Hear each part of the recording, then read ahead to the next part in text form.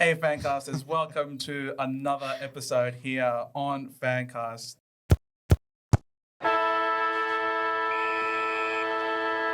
Just because you're bottom four doesn't necessarily mean that the world is falling in around us.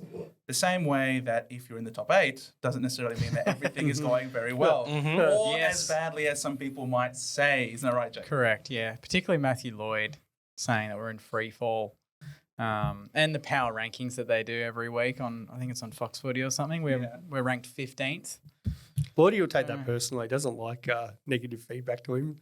When you say silly the things. velvet sledgehammer. He's more than welcome to come on the show and dispute it. This is a note to Matthew Lloyd. If you can sit right here. I'd love to sit this close to Matthew Lloyd. I'm sorry. And can Kane Corn join him as well? In my spot? No. I don't know. It's Kane Corn. I want to So top 8, mate. Top 8. And we've talked about this, like thinking how close is it? Like, it's such a close season. There's so many 50-50 games. And pretty well outside of West Coast and North have been showing something. Even West Coast have got close a couple of times.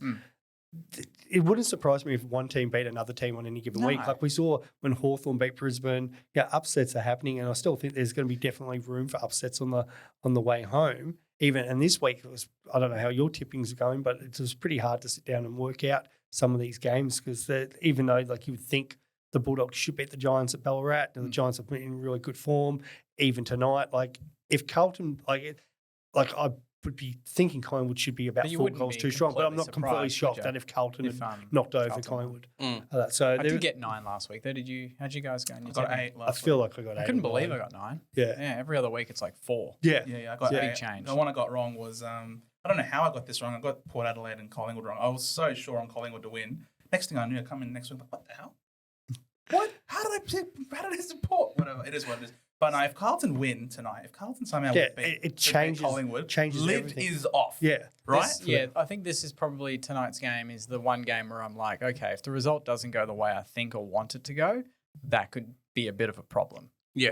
Because we play them next week. The teams are so close, right? There's like 4 points in between 10th or 11th and like 7th on the ladder. 8th, 9th, 10th are all on 38 points because each of these 3 teams had a draw. And then 8th, 9th, and 10th. What's 11? Is 11 on 36? 11 was us on 36. Yeah. So 4 points away from first place. I mean, not first place, but top 8 is pretty crazy. Yeah. And even like my boys playing the Ds, like the ramifications, depending on the result of that.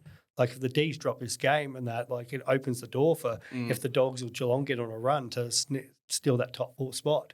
But then on the other flip side, if Richmond want to win, they've got a massive chance of cementing that top 8. But if they lose, they potentially have that gap that they're trying to close. Then on if the other teams, can cause some upsets. So I think the media, the way they write their stories is very much top 8 versus bottom 8, and they really don't just think through the fact like what we're talking about, where from 5th to 13th. It's like 1.5 games or whatever difference. They don't look at it that way. Yeah. No, they'll go, if we lose to, I don't know, Hawthorn or Carlton next week, they'll go, they can't believe St Kilda did lose those games. And you go, but the ladder says that both those teams are pretty level. Yeah. They're pretty, like the competition's tight. And if we drop this week, based on the season and how even it is, you'll still stay in the 8 probably. Like we could well still be in the position we're in 2 weeks' time. Yeah. Like, we haven't dropped below 6th all season. Yep. We haven't been outside the 8. Yep. And we're now in a month of week. football to go. Yeah. And you guys are still top 6. Yeah.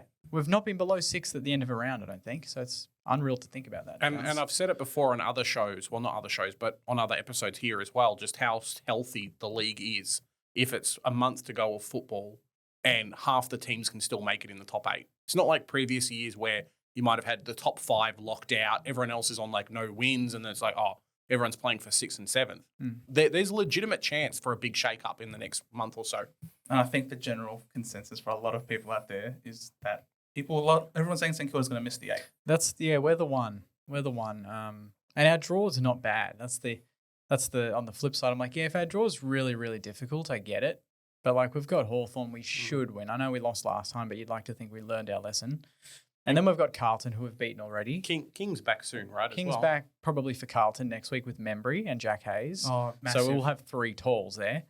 And then we've got Richmond after Carlton and then Geelong. And they're all at Marvel. Round Which 24 suits you guys is for sure. Brisbane at the Gabba, but I don't. That game to me is that's not our season. I want to be sewn up top 8 that's before right. then. You don't want to be going So to that it's game irrelevant. trying to, hold on to that. A bit of devil's advocate here, right?